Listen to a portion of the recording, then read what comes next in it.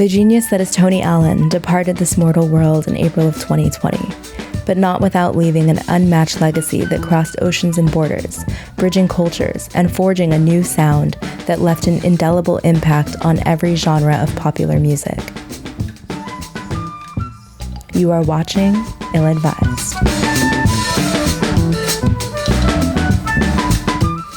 Aside from traditional Yoruba Juju music, a young Tony Allen was enamored with jazz, particularly the recordings of Art Blakey, Max Roach, and Elvin Jones, musicians who had begun to experiment with West African rhythms and musical concepts.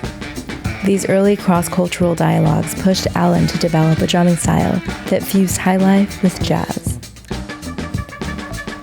In the mid-1960s, Allen met Fela, and the two formed the group Kula Lobitos, which would later grow to become the legendary Africa 70 band.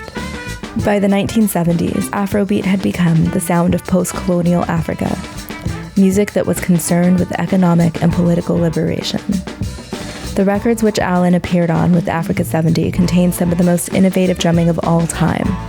On classic albums like 1973's Gentleman and 1977's Sorrow, Tears, and Blood, Tony Allen is the driving force. The interplay of hi-hat and bass drum command your attention as a vocalist would. In his post-Fela career, Allen moved to Paris, where he continued to be a vanguard. He experimented with dub, electro, and hip-hop. He was a willing mentor, collaborating with several generations of musicians inspired by his vernacular. French pop artists such as Sébastien Tellier, Air, and Charlotte Gainsbourg called upon Allen to help shape some of their most well-known work.